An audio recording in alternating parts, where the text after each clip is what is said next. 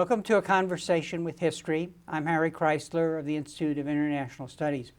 Our guest today is John Witte, who is the Jonas Robitscher Professor of Law, the Alonzo L. McDonald Distinguished Professor and Director of the Center for the Study of Law and Religion at Emory Law School at Emory University. He is the 2011 Jefferson Lecturer on the Berkeley campus. John, welcome to our program. Thank you very much. It's good to be here. Where were you born and raised?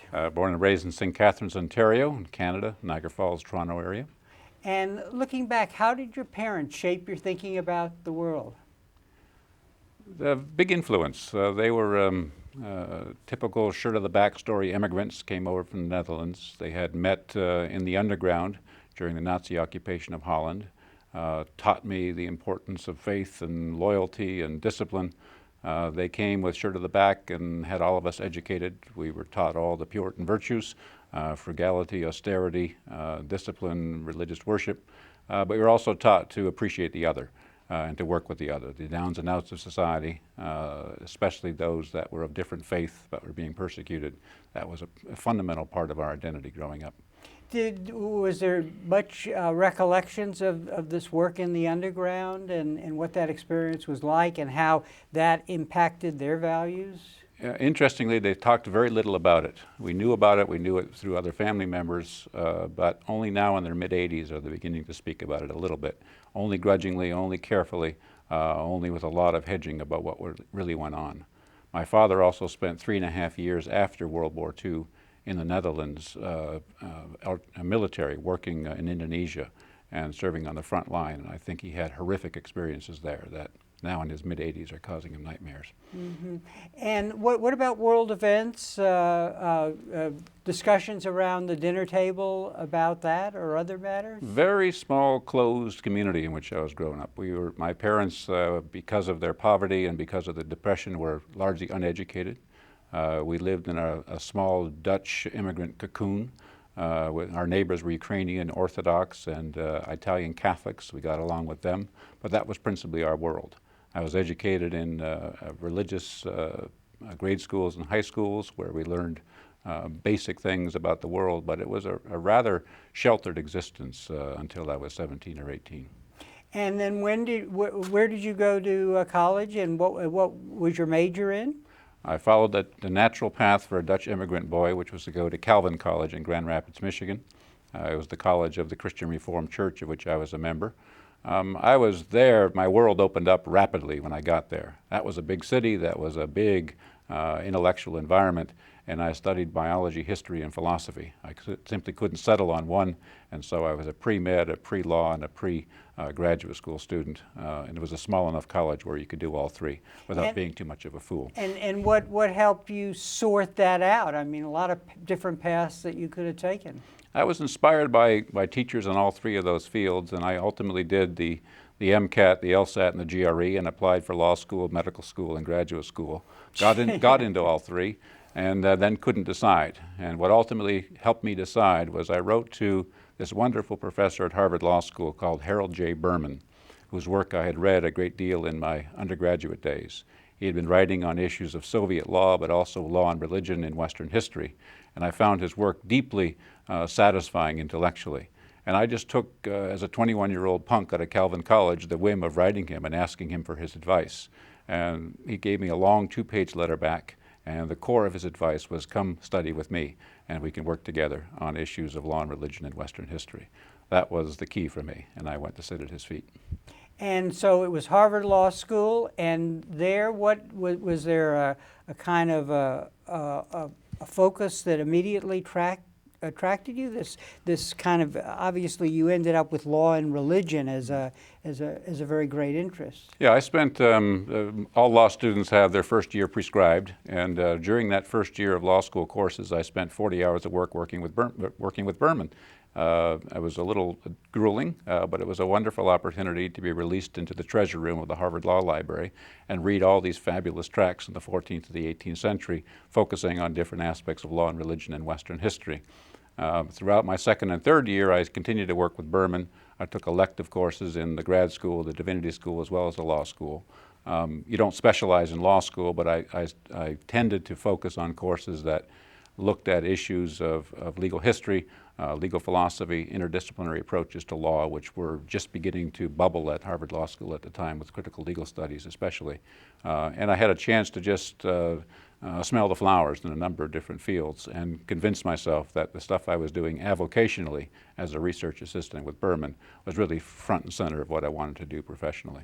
And the important new path here is really history and the history of the law, not just being a lawyer. Not just being a lawyer. I couldn't see myself as being a conventional lawyer and practicing in public or private or public interest work.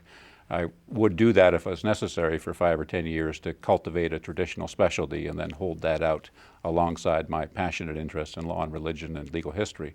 But I really didn't see myself actually practicing law. What I wanted to do was to be a legal scholar. And one of the things that Professor Berman pushed me to do was to write, and to write early. He co-authored a couple of articles with me while I was a law student, and then really turned me loose and pushed me hard to get into writing myself. And so I followed none of the conventional routes. I didn't do law review, I didn't do moot court, I didn't do federal clerkships. I just worked with Berman 40 hours a week, and I wrote up a storm while I was a law student.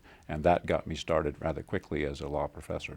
And as you talk about your background, there seems to be an interesting dynamic between what you're calling a provincial background within a kind of a closed community, but really opening up to a cosmopolitan world, and then focusing on this interface between the law and religion, which is key to that interface. Yeah, it was really interesting to move from this tiny cultural cocoon in St. Catharines, Ontario, to what I consider to be the big city of Calvin College in Grand Rapids, Michigan, and then to go from there to Harvard Law School, where in many ways you had a platform to look at the world. And to have a chance to interact with fellow students from all different walks of life and all different parts of the world, to be able to interact with ideas in the Western tradition, but also well beyond the Western tradition. To have a chance to look both historically and along very, very wide public policy grids at some of the fundamental questions of faith, of freedom, of family, and other things that captivated me.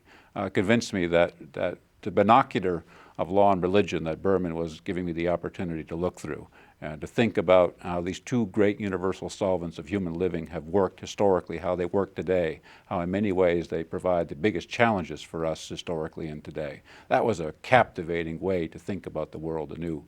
And it was an unpopular way of thinking about the world in the 1980s when I was a law student. People didn't really think about religion as a category of legal study.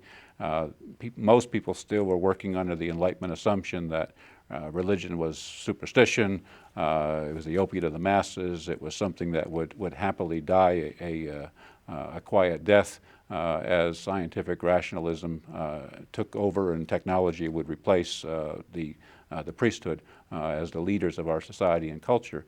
And at the time, when making an argument to say that religion actually is an important source of Western law, that religious dimensions of law are actually important to take into account, that religious legal systems are really part of our cultural identity and civilization, and we have to take them seriously. That at the time was controversial, but I felt, in part by reason of my own upbringing in a conservative Christian community, and in part by looking by analogy into Jewish and Muslim communities, could see this was something that we needed to do. And I thought Berman was remarkably prescient and courageous at the time to be pressing this as a fundamental part of legal education. And happily we were vindicated in that over time. So you were coming to your education just at a time when there was intellectual ferment. Let's talk a little about that, because the reigning notion had been, well, law is an isolated set of studies, right. And that it's really, you quote Holmes in one of your articles, it's really from experience that we get the law. It's not from natural law or from any other sectors of society. Yeah, legal education from the 1920s to the 1970s in North America at least was intensely positivistic in the sense of law is really its own science. It's an autonomous science. What we're looking for is the instruments, the techniques of law and how law emerges, to what extent it's influenced by or has influence on other dimensions of life, to what extent we want to take into account any other institutions besides the state in the operation of law, were all considered to be taboo subjects. In the late 1960s and 70s, there was the rise of interdisciplinary legal study, some of that on the back of legal realism that had challenged this notion of autonomous legal reasoning, but a lot of it with the rise of recognizing that holistic understandings of knowledge had to also apply to law, that law properly had to be understood in concert in conversation with other disciplines. And we were just beginning to see interdisciplinary legal study emerging. Law and economics was a first one, law and politics a second, law and literature a third. These were suddenly new areas of interdisciplinary discourse that were beginning to be accepted into legal education and began to fracture the traditional legal positivism paradigm. The law and religion movement that Berman and others were starting in the 1970s built on the momentum of that interdisciplinary legal studies movement altogether. And what was going on in society, in your mind, that accounts for this change of thinking? Because one always wonders what makes for intellectual ferment, for new paradigms, new ways of looking at things. Yeah, it's a good political scientist question. Of course, it's. I mean, I think one was simply the exhaustion of the legal positivist paradigm as just methodologically impossible to maintain, and the recognition that these doctrines don't just sit. They're not just isolated icons. They have to really be thought about in context. Part of it was the Marxist critique of law that began to challenge some of the economic and sociological assumptions that were being made in legislation and litigation. Some of it was a kind of new approach of psychologists and anthropologists who began to look at law as very much part of a cultural and civilizational fabric. Part of it was feminist critiques of law that began to challenge a lot of the patriarchal assumptions that were explicit or latent in legal institutions.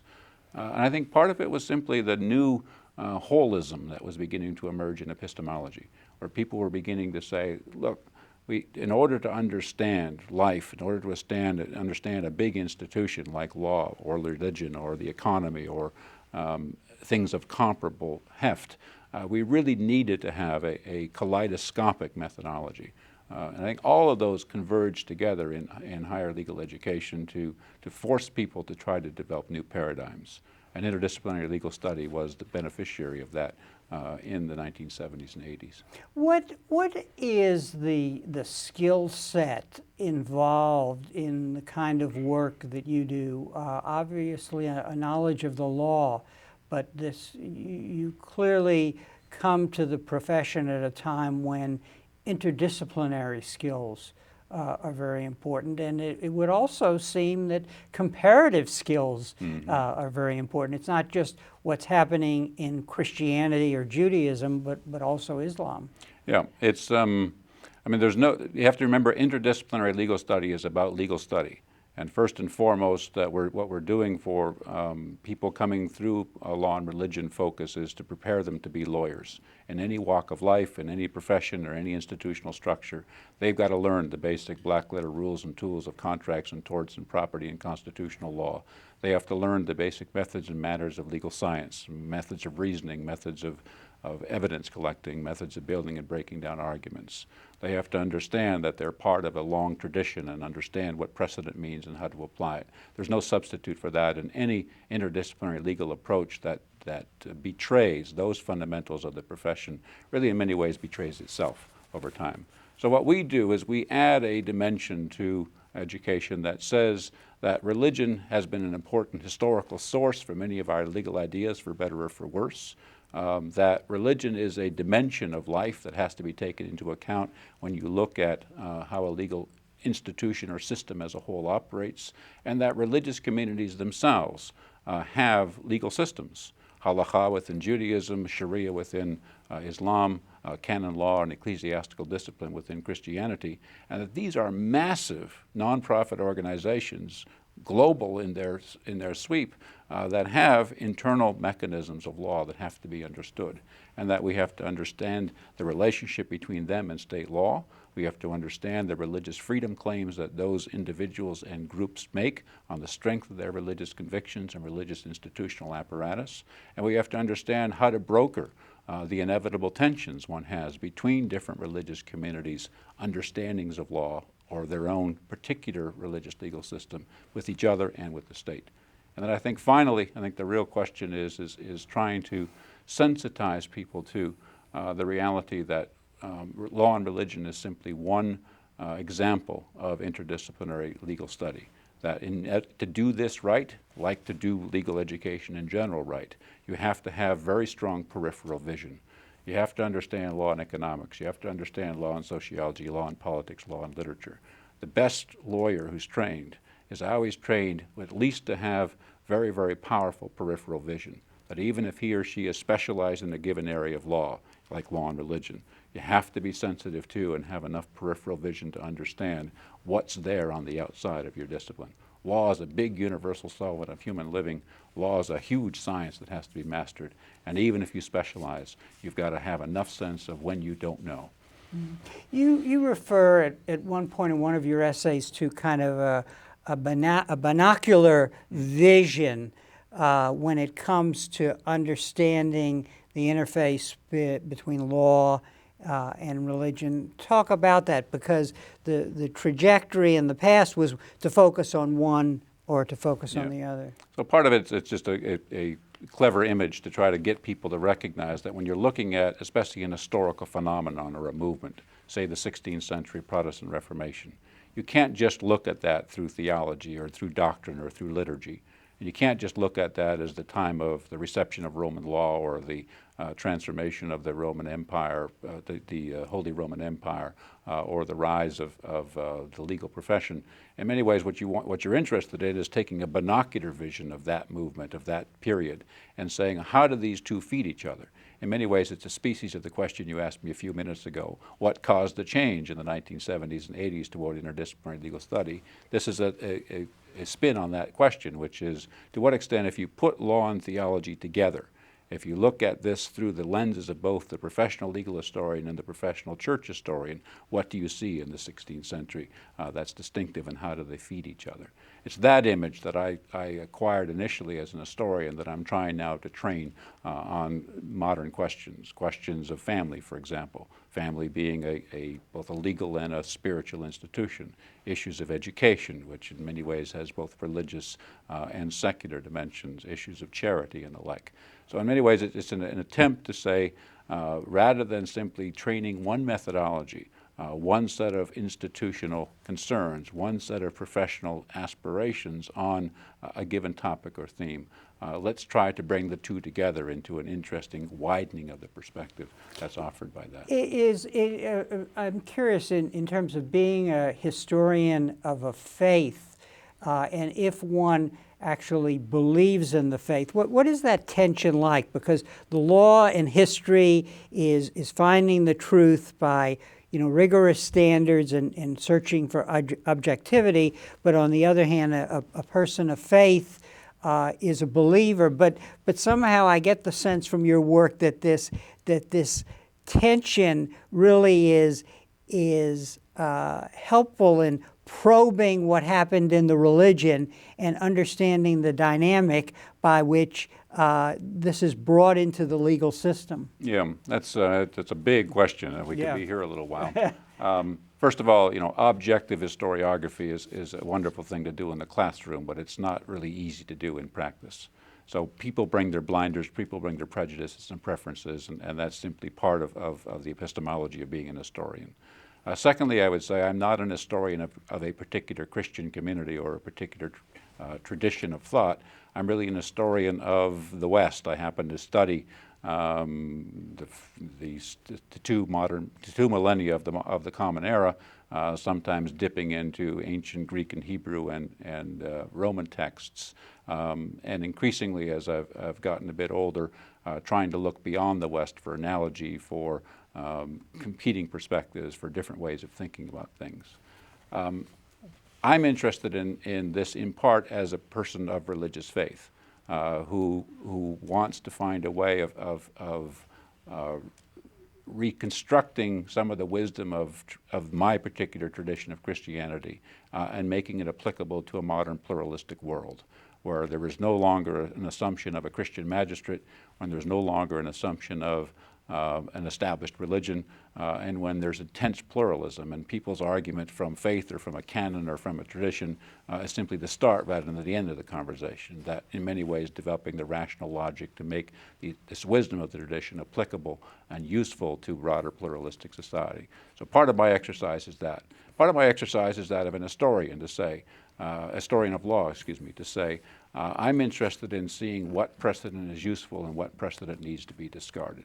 Yaroslav Pelikan, the great Yale church historian, now alas of blessed memory, has this notion of tradition is the living faith of the dead, traditionalism is the dead faith of the living. And I like the idea of traditions being something that grows, understanding where we came from, understanding where we're going, and trying to find the mechanisms, the methodologies, the responsible ways of moving the growing end of the tradition to accommodate new realities, to purge injustices of the past.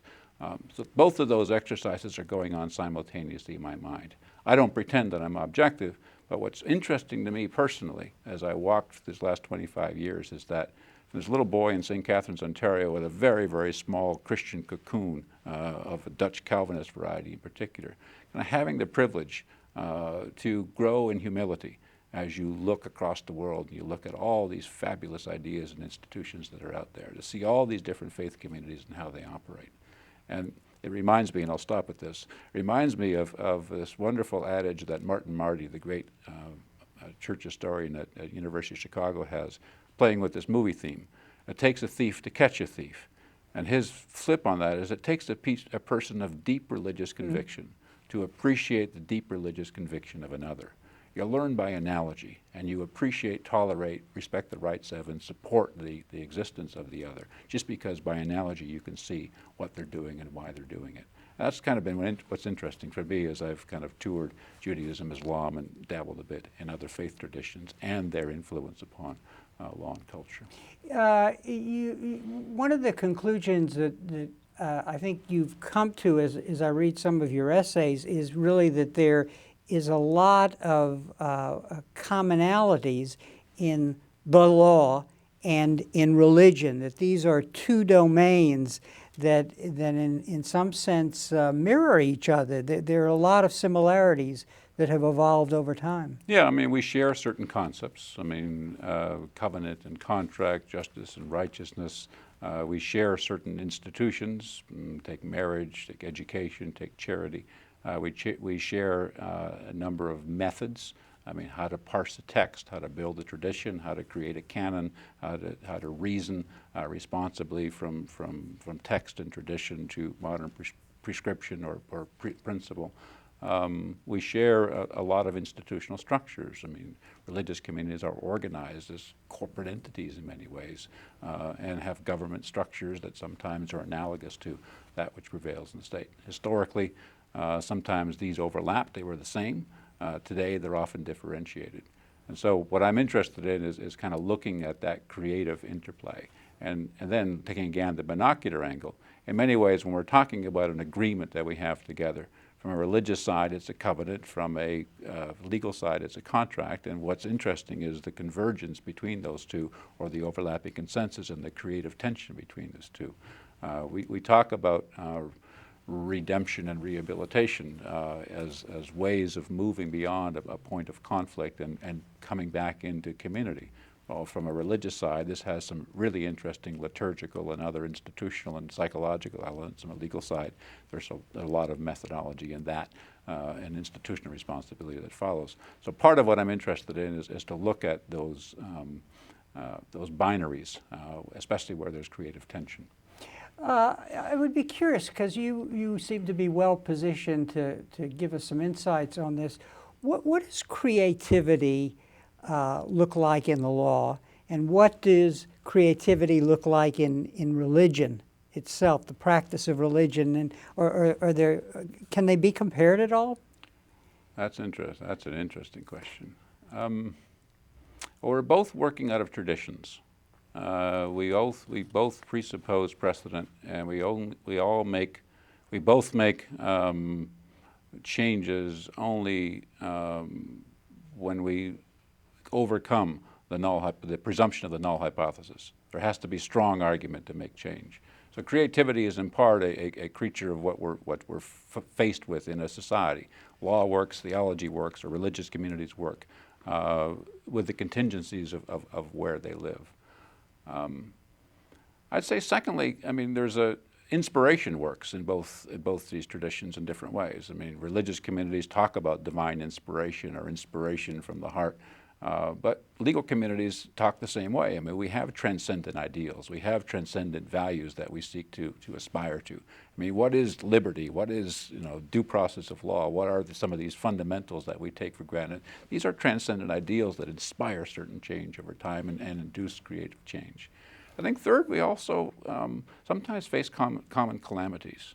The Holocaust, World War, a tsunami, the blight of terrorism, a nuclear holocaust, all of which face us today. And those demand sometimes serious institutional and intellectual changes in our particular communities, and we sometimes will work together as religious and political communities to respond to those. It's not a good answer. It's a question I'm going to have to ponder. No, it was more than satisfactory. I know that in your work, you've done a lot of work on looking at the way religion impacted the law, changed the law, that it was the religious individuals and groups who, in practicing their religion, sought freedom, sought the right to speak, sought the right to pray, to association, and sort of built the foundation that a lot of what we understand as the Western human rights, that definition came about. Talk a little about that, because that interface really becomes important in understanding how the law emerged and how it should relate to other religions. Yeah, well, it's a hard question that's a shifting, you're moving into a shifting field of the history of human rights. I mean, our schoolboy and schoolgirl logic in textbooks always taught us that human rights are a product of the Enlightenment. They are the final celebration of reason over religion, the celebration of the individual over community, the celebration of the sovereignty of the individual over the sovereignty of God. And we've now finally broken the shackles of religious establishment and created human rights for all. And that's a wonderful schoolboy logic that many of us grew up with. The reality is that historically it's complete nonsense. It's an interesting anecdote, but an important one, to say that by 1650, 150 years before the Bill of Rights was passed, every one of the rights set forth in the Bill of Rights had already been defined, defended, and died for by Protestants and by Catholics. Forged out of great struggle, oftentimes responses to the ardor of persecution, of pogroms, of religious warfare, but a recognition over time through cruel experience that there are certain features of human nature, certain features that we share with all brothers and sisters on this earth that really have to be respected by the state. Now, what that anecdote tries to illustrate is that rights talk is not something that is a creature of the Enlightenment, number one. Rights talk is also not something which is a creature of the West or a creature of Western Christianity. In many ways, rights are fundamental goods of human nature, fundamental gifts that we've all been given, that have evolved over time or been imbued in us through a creator or through a creative process, depending on how you want to deal with human anthropology. And that the West, sometimes through hard and cruel experience, began to discover these rights of human nature and began to think about how to implement them in serious ways. And oftentimes were forced to implement them and fight for them in serious ways when they were fundamentally betrayed by tyranny, by warfare, by persecution, by pogrom. And that we can find, if you look at the history of the West, we can find rights talk already in the Hebrew Bible, in some of the early Roman law texts, in medieval canon law, in early modern civil law and common law. And in many ways, the Enlightenment is living off of the capital of the intellectual discovery and institutional implementation of rights that the West had, through long and hard process, come to discover.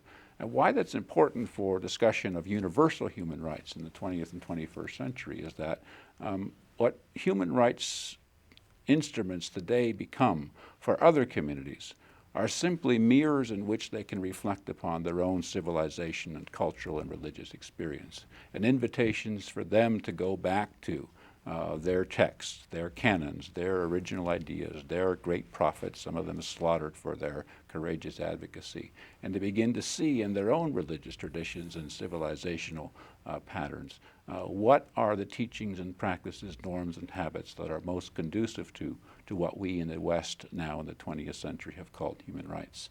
And the interesting thing that's going on, and one of your prior guests, my dear friend and colleague Abdu An-Naim, calls a hermeneutic of human rights that's beginning to emerge in different parts of the world, with Judaism, Islam, Hinduism, Buddhism, Confucianism, Taoism, even traditional communities beginning to use this human rights as mirror image to begin to look back at their traditions, to reclaim their own voices in the human rights discussions, and then to criticize some of the formulations of human rights that we have as purported universal statements after World War II, and to begin to make particular claims to their unique understandings of what human nature demands and needs in the 21st century. So building this edifice of a lawful society where religion is respected, it involves hard work. It's a navigation that requires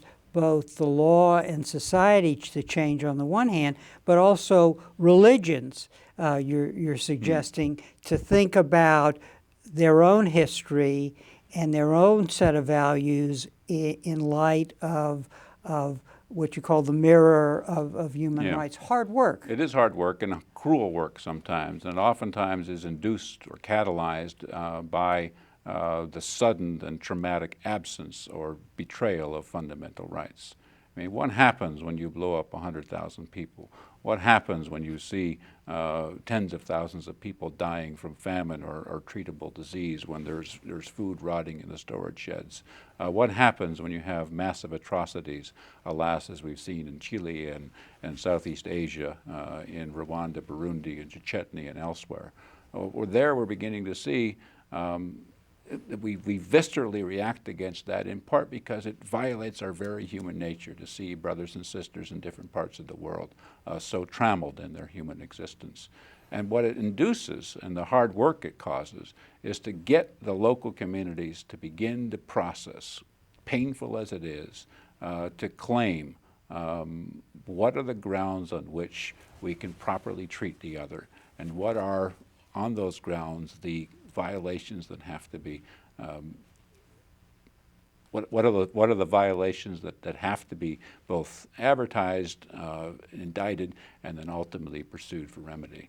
And I think what's happening, interestingly, in different parts of the world today, see the democratic revolutions in the Mediterranean basin, in North Africa, all the way out to Libya, Yemen, and elsewhere, from Libya to Yemen and Bahrain and elsewhere, is that each of these communities is going through this hard experience now through revolutionary fervor. Some of them are prepared, some of them are not prepared to accept the human rights that they're advocating. What's important, especially for our Muslim brothers and sisters around the world, is to recognize that the West did not create rights. Western Christian paths to discovering rights are not translatable into other religious communities. And Western formulations, constitutional formulations of rights, are not exportable entities that simply can be put in place in these communities as the be-all and end-all. Every community has to discover for itself. Every religious tradition has to discover for itself the resources it has to put in place the rights that ultimately are going to respect the fundamentals of human nature. And that's going to be a creaky, a painful, an arduous, sometimes a centuries-long process, as it was in the West. But every community, I think, eventually will get there. Help us understand more what this work involves. In a way, in a particular religion, it seems to be in part a struggle over power. Who will define what our tradition is? Which texts will we look to? What is the interpretation of those texts? Right. So this is kind of the work that takes time, it takes argument, and it takes persuasion, but it can also be a bloody conflict within any particular religion. Sure. And you put your finger right on the hardest part at the beginning, which is the power. Those who hold the power are not interested in changing institutional structures that have propped them up in that power. And oftentimes it takes not just persuasion, but serious pressure and sometimes revolutionary fervor and outright revolution and warfare to remove power brokers that stand in the way of the realization of rights. Whether they're religious or political or cultural, tribal leaders, these folk are not going to give up easily. And a mere argument out of John Locke's 2 treatises on government is not going to convince them. And a mere argument to say, but it's going to be good for your people and think of what's going to happen to them once you give them their full human rights is not going to work either. It takes violence, unfortunately. Violence is a necessary, at least an essential and sometimes a necessary condition for the move toward democratic government and human rights vindication on the ground. And the one virtue we have in the 21st century globalized world with its transparent media is that it's not so easy for tyrants to continue to sit without accountability to the world. And so one of the things that human rights does in international diplomacy, and forgive me for treading on your own area of expertise, it mobilizes shame. It allows for diplomatic pressure. It allows for sanctions and other kinds of pressure that don't rise to the level of violence, but nonetheless make it very uncomfortable for tyrants to sit comfortably in their seats, trammeling the rights of the people under their authority. It also provides ballast and enthusiasm for those that would advocate, ideally by peaceable means, but oftentimes necessarily by tense and sometimes violent means, to begin to prop off that tyrant off of his throne and to put in place a more responsible government that's consistent with the rights of the people. But this is hard work, and in religious communities especially, the mechanisms for change, especially in hierarchical communities, just aren't easily there. I mean, it takes reformations. Reformations have occurred in the history of Christianity since the 3rd and 4th century. It's not just a Protestant Reformation. Reform movements have been a perennial part of Christian identity in the West, and some of them have turned into violence. Some of them have resulted in huge dislocation of people and deprivation of property and loss of life. That's part of the process, and unfortunately our Islamic, Hindu, Buddhist and other friends are experiencing the same things around the world now. What is the responsibility on the other side? That is, looking at it from the perspective of the human rights advocates, the people who sort of embody all of the rights that we've achieved. So in this interplay between religion, and the Western notion of rights, what is the responsibility of those individuals and the law that they represent to be sensitive to what's going on in these religious communities and to be respectful of where those religious communities are, even as we would desire change on their part to come closer to the mirror of human rights values? Well, there are two pieces to that. One is, what obligation befalls the democratic human rights revolutionary in the first place, regardless of the object of his or its or their or her advocacy. And I would say there we have, I think, Martin Luther King as a shining example, who always insisted that the first way to advocate for human rights is to live them yourself and not to violate the human rights of the other, including the tyrant on the throne, in the name of some cause that ultimately betrays the very thing that you're doing. You've got to respect basic rights of other people, including the enemy, including the other whom you're trying to displace. So I think that's a lesson that's really powerful for human rights advocates in general as they press for democratic revolution, to try to do this with as much deference to the universal claims that they themselves are trying to make in the particular moment of the people that they're going after.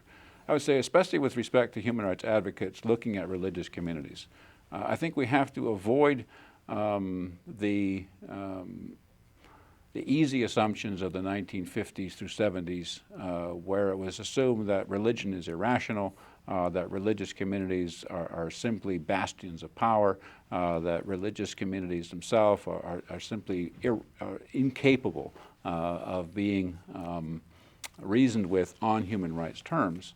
And come to realize that human rights communities historically, and human rights communities potentially still today, and in some places in reality still today, are bastions of human rights. They're zones of liberty that provide opportunity for revolutionaries. They provide many of the basic, what we call second generation rights of education and health care and artistic opportunities and more.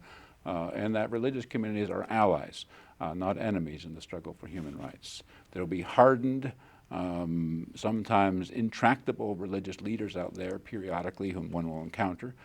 Some of them will betray the caricature that we have of religion in general.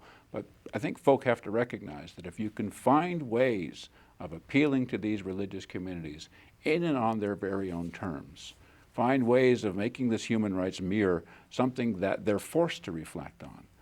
Your own canon says, your own tradition teaches, your own prophets have articulated, your own great traditional heroes have spoken to these issues in this particular way, and to allow those folk to be betrayed by their own religious traditions and teachings rather than simply having human rights imposed on them from outside. I think that is in many ways the strongest advocacy and most effective revolutionary move that human rights advocates can make.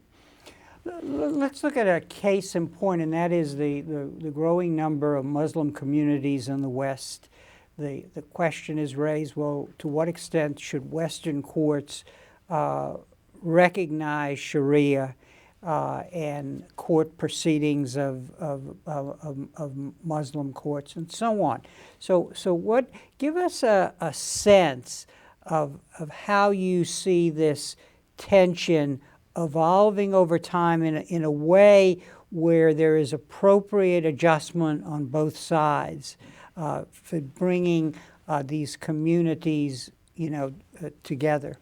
Yeah, this is really the issue just on over the horizon of the frontier of family law, of religious freedom, of human rights, and of the place of Islam in Western societies.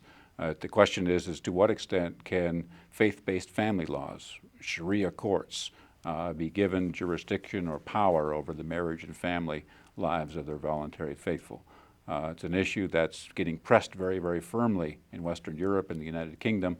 It's being pressed with a little less alacrity in Canada. It's just around the corner here in the United States. Think of Oklahoma last year just passing a law that says, no Sharia, thank you here. 9 states have that under advisement. People are seeing this as the big issue. So here's the question. Marriage and family law has transformed over the last 50 or 60 years in the United States, in part through new understandings of sexual liberty, personal autonomy, privacy, and the institutional requirements for what marriage is or what a proper domestic relationship is have dramatically changed and been thinned compared to their traditional form. And now marriage increasingly is a private bilateral contract to be formed, maintained, and dissolved as the parties see fit.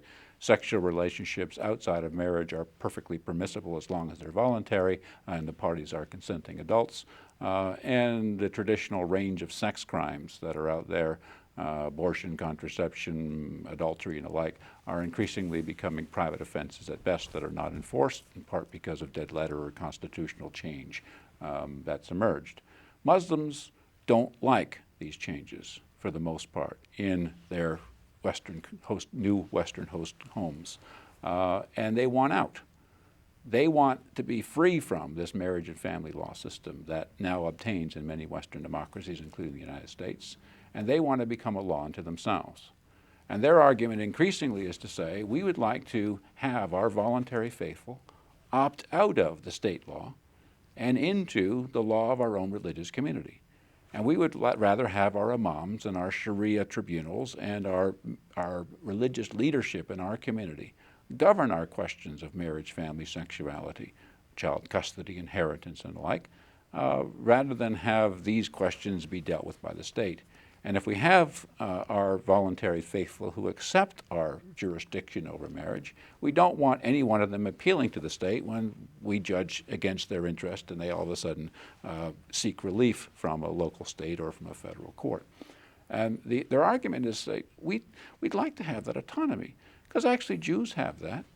They have their halakha, they have their bet din. Christians have that. They have their ecclesiastical courts that deal with marriage and family questions, and we want to have that too. And if we don't like those two examples, native peoples, traditional tribes, they have their tribal rulers, they have their ancestral laws, and they operate their own legal systems. And we want that autonomy as a matter of religious freedom, as a matter of personal autonomy, as a matter of basic individual rights, equal protection, due process of law, and as a matter of simple cultural coexistence or multiculturalism as the political. The argument they're pressing is an argument that so far has gotten nowhere in North America. But that argument is going to be increasingly in the courts and in the culture wars over the next 20 or 30 years as Muslim communities grow, as state laws of marriage and family get thinner and thinner, as different forms of marital pluralism, de facto or de jure, are in place. We have domestic partnership arrangements, we have civil unions, we have covenant marriage in a few states, we have traditional heterosexual monogamous marriage, we have same-sex marriage. Why can't we have, in the off-the-rack models that the state holds out, religious marriage, that a party can simply take that bundle of rights and privileges that the state puts in place and use those for their system? That issue is going to be pushed over the next 20 or 30 years, and I think we're going to have to develop resources to start dealing with it responsibly. One of the things that comes out in your essays and also in our conversation here is this the separation of religion and the law in the past led to a kind of a general misunderstanding or a lack of appreciation of the dignity of the other, basically. And so, and because when one looks at the issues, let's say in the United States, where religion seems to be a factor, it's issues of gay marriage, it's issue of abortion. I think it originally started in the question of busing in religious schools. So the interesting problem here is, how do we restore a sense of the other and their dignity and where they're coming from as we prepare to argue about which direction the law should go in the general society. And this then also applies in the international context, where we, it's even harder to appreciate what Hindus or Muslims or whatever might want because of their traditions. Yeah, well, that's again a set of hard questions and observations. I think a lot of us grew up with another schoolboy and schoolgirl logic, which was strict separation of church and state, and that America's First Amendment teaches that there must be a high and impregnable wall of separation between the religious and the secular, between religious or church autonomy and what the state does, and the two should be as separate as possible. And political life, the public square, laws, legislation, laws by legislation or by judicial decision-making had to be done free from any religious preferences, premises, or preferences. We oftentimes, both in our domestic policy as well as in our foreign policy, took that as a given about how religion existed. It was the private hobby horse for the superstitious, And it was something interesting that they could do and they had freedom to do, but it couldn't have any effect upon public life. And we would suspect anybody that made religious arguments about legal and political matters, and we would suspect any politician that would involve him or herself actively in a religious community.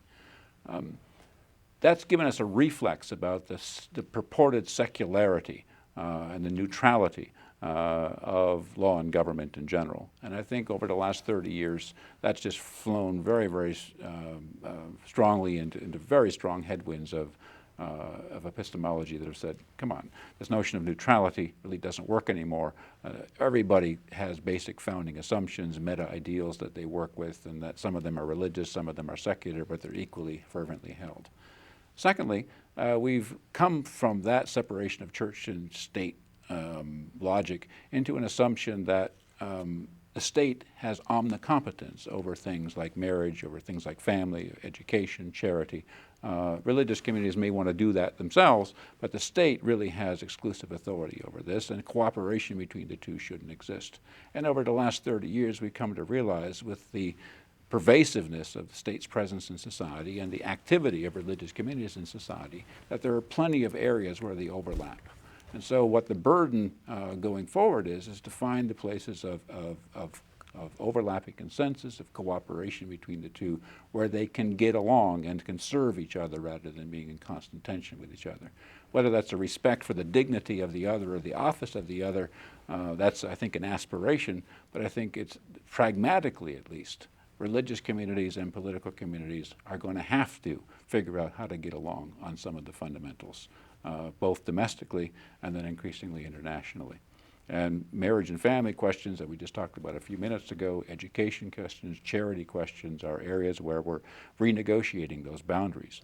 And it's in this awkward business of faith-based initiatives and this funny business of religious legal systems dealing with marriage and family. It's the constant renegotiation about the boundary between public and private schools. Those are going to be perennially contested zones of blurriness that happily I think we have the mechanisms to continue to negotiate day by day and over time.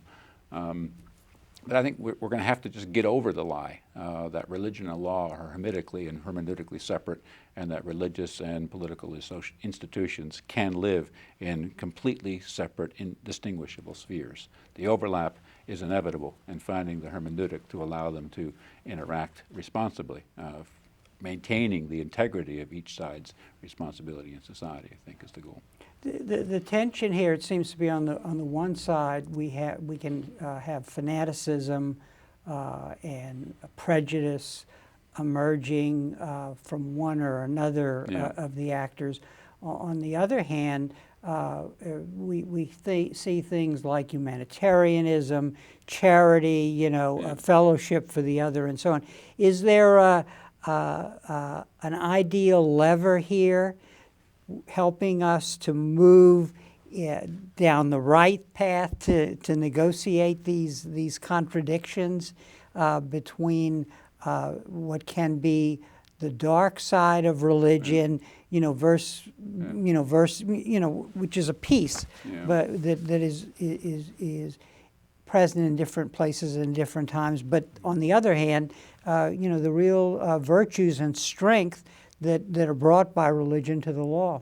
Yeah, I think the lever is being constructed as we speak, and is being constructed case by case, issue by issue, area of competence, by area of competence. I don't think there's a one-size-fits-all for this. Secondly, I think it's increasingly obvious that the fundamentalists, political fundamentalists and religious fundamentalists, who are utterly dogmatic about the certainty of their positions, simply can't play in this game and need to be excluded. And in that sense, the Constitution in the United States, through its Establishment Clause, provides, I think, very, very strong support that needs constantly to be there. I think third,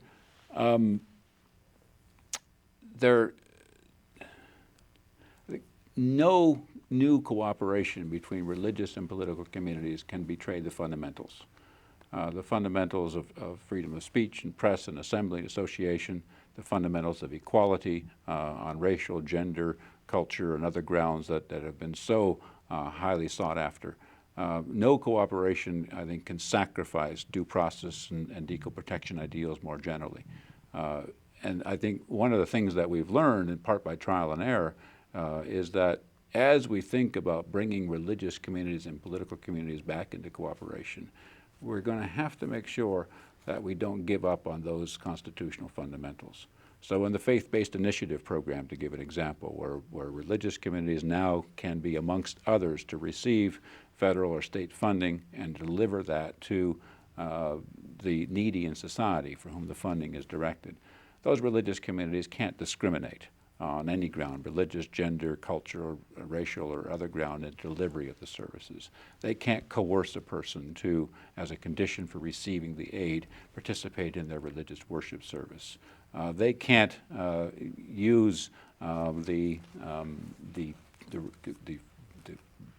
funds that have been directed to them by the federal or state government and divert them to the support for their religious worship or the collection of religious obligations and the like. There's a rather careful set of boundary lines that have been set, which I think are healthy ones. The education area is another good example.